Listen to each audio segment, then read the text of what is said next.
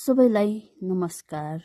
आज दिनांक 29 मार्च 2025 को दिन हजुरहरु समक्ष आज चाहिँ म कविता प्रस्तुत गर्दैछु तपाईहरुको समक्ष र कविताको शीर्षक यस प्रकार छन्। चप्पल र खुट्टा। चप्पल र खुट्टा सुन्दिनु होला। चप्पल महँगो होस् या सस्तो, खुट्टामा लगाउने हो। चप्पल लगाएर हिँड्ने खुट्टा हो। किचरमा हिँड्दा किचर उछिट्दै छ। पानीमा हिँड्दा पानी उछिट्दै छ।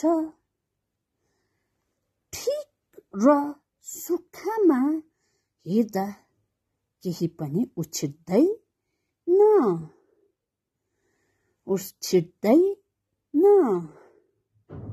खाल्टाङ खुल्टुङ बाटोमा हिँड्दा चप्पल चुडिन्छ।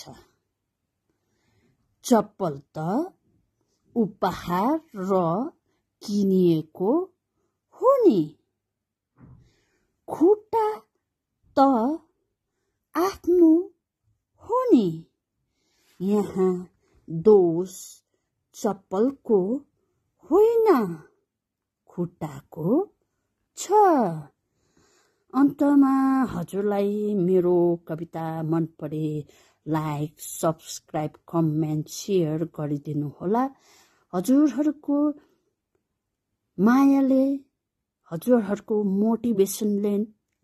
मोटिभेसनले नै हामी कविता क्षेत्रमा अथवा साहित्य क्षेत्रमा अघि बढ्न सक्छौं र हामीले कलम पनि चलाउन सक्छौं। तर कतिले कलमलाई बन्द गर्न पनि खोज्दैछ।